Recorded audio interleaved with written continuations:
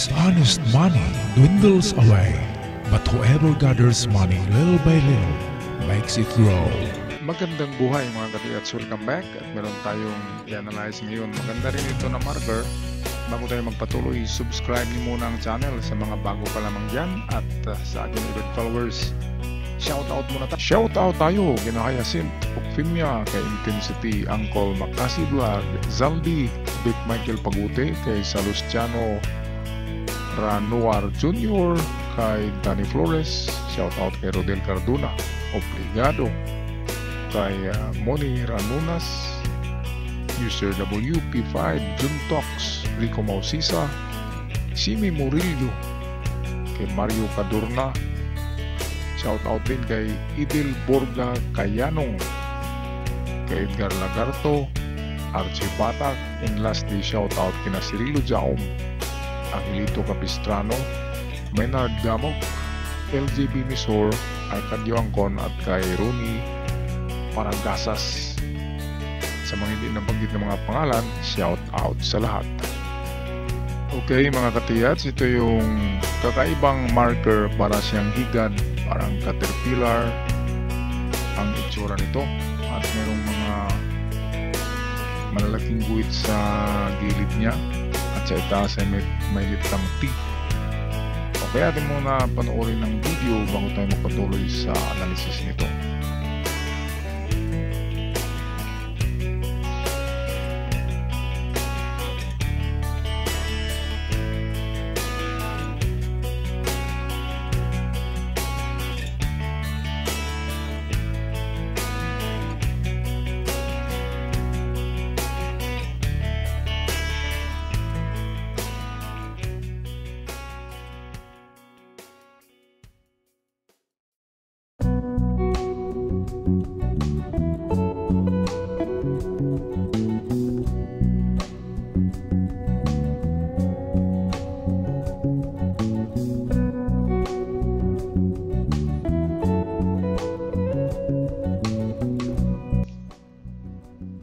Okay mga katiyats, ito yung marker na kakaiba, pero dahil sa merong visible na litrang T, at hindi lang T, meron pa siyang bilog sa dulo. Kaya ito yung napansin ko at tiningnan ko ay meron siyang possibility na treasure marker ito, kasi kakaiba siya. At sa may tagiliran nito, dito ay meron tatlong guhit na ganyan. At dito sa picture na ito ay makikita natin ang tatlong malalim na guhit. Kasi yan ang fingers natin. Sa mga ganito, katulad ng nakita ko sa bundok noong 3 taon nang nakalipas, meron akong nakitang arrow na nagaganyan. Ayan, ganyan ang kanyang design. At mahaba yan, nasa 1 meter. 1 meter ang haba nito. So naalala ko yung slanting dyan. Kasi ito, ang kahulugan nito is 200 meters away. Kaya mahaba siya na arrow, nagpahiwatig na malayo. Kaya yun, sinubaybayan ko ito na direksyon. Umakyat siya ng bundok, yung nakita ko na sign noon. At sa unahan ay may recovered treasure, merong malalim na hukay sa eksaktong 200 meters nito. Kaya ko nalaman yan na distansya. Ngayon itong dito, dahil wala siyang arrow, hindi siya nagaganyan, so pwedeng hindi ito 300, pwede siyang 30 lang meters. Ngayon ang puntahan natin dyan, kasi ang T doon nakaharap itong T, ayan, nagaganyan yan. So ang puntahan natin ay ang slope, pero ang slope yan, kapag nag-island ito, ibig sabihin ay sa unahan ito ay paakyat, sa unahan yan ay mayroong nagaganyan na bundok,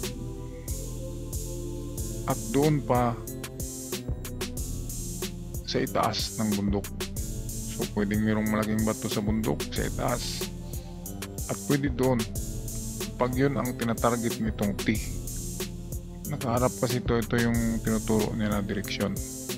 So pwedeng paakyat dahil nga islanting itong tatlong malalaking guhit sa kanyang gilid.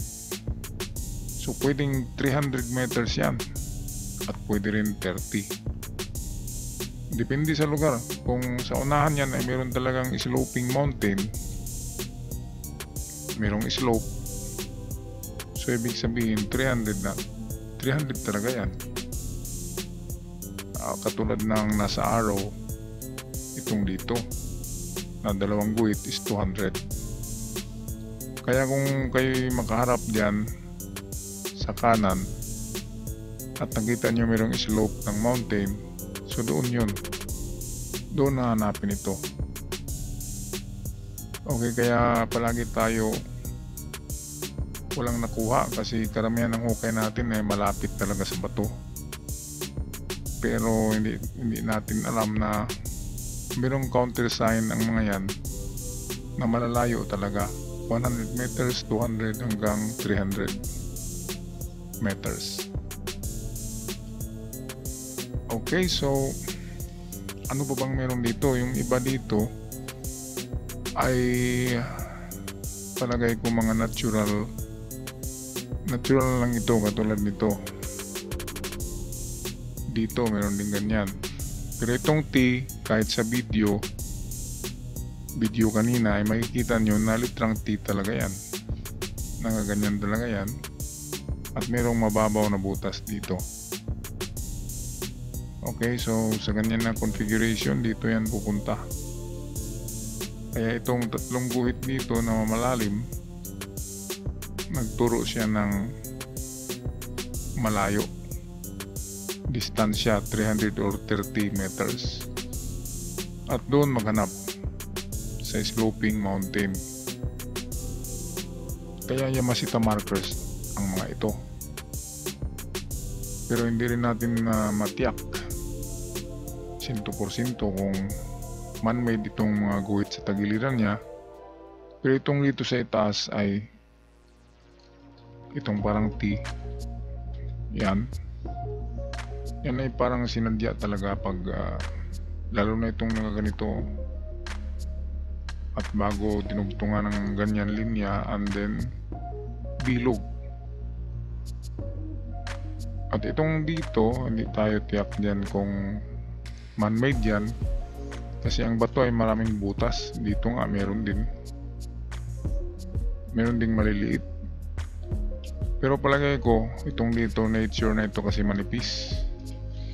Itong dito ay malalim, kaya ito ay pwedeng gawa rin ng tao. Okay, ngayon paano ba natin malaman ang direksyon nito?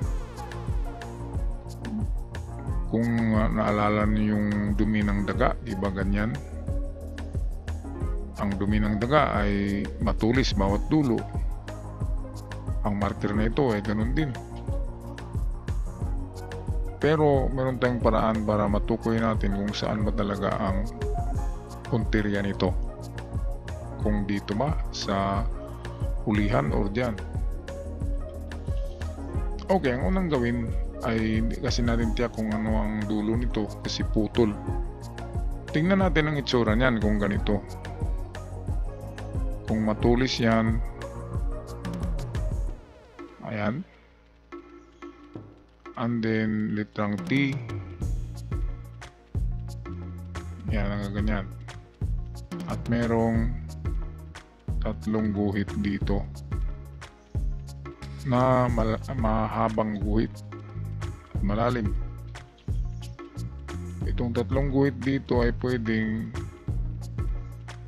30 meters yan kasi malalaki siya, 10 meters bawat isa. Okay, kaya ito, kapag ganito ang itsura niyan at ang T, kung tingnan natin ang ano nito, dahil narito ang kanyang dot, ang direksyon niya ay papunta doon kasi meron ito stopper to. So hindi ka na pwedeng dumiretso dito. Kaya balik tayo doon sa papuntang norte yan. At ang ulo naman ito ay parang ulo talaga itong parte dito. Kaya kung ito yung ulo, doon nga tayo papunta. At itong dito kung ganyan, medyo matulis, yan, ito yung buntot niya. Ang buntot, kahit sa turtle ay pwedeng pointer din. Halimbawa, ito yung buntot niya. Pwedeng sa unahan yan ay may binaon.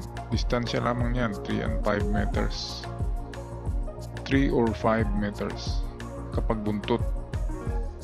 Malapit lang kapag buntot. Yan.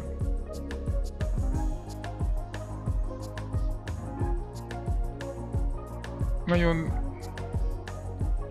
ang pangalawang gawin nyo, mga katiyats, ay kung saan nakaharap ito, hanapin nyo ang mga bato sa unahan na countersign sa layo na 30 meters. Meron kayong makita sa unahan na bato na may mga marka at malalaki. Okay, so 30 meters ay pinakamalayo na yan. So ang mahabang guhit dito na tatlo ay pwedeng 5 lang ang bawat isa. So kung 5 ang bawat isa ay pwedeng 15 meters. At ang unang distansya natin ay 30. So meron lang tayong dalawang distansya, 15 and 30 meters papunta sa kanyang harap. Dito ang harap niya. Yan, kung saan nakaharap ang ulo. At itong T na gaganyan ay doon din. Okay, so 15 and 30 meters medyo malalayo. Okay, at kung wala sa 15 and 30 meters papunta dyan, assume na naman natin na ang tatlong guhit ay 3 meters lang. Yan ay panghuli na. So babalik tayo sa malapit sa kanya, 3 meters, at tisdik tayo. All in all, merong 30 migdat. All in all, merong tatlong tisdig na ginawa natin. Okay, so yan lang mga katiyats. Kahit ganyan lang yan na marker, kapag ginawa talaga yan ng hapon, merong treasure na nakabaon dyan.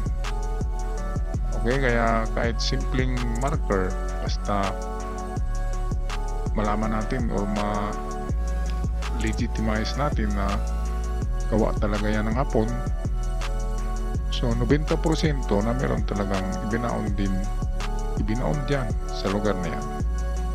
Okay, so good luck sa lahat. Paalam at ingat kayo mga katiyats.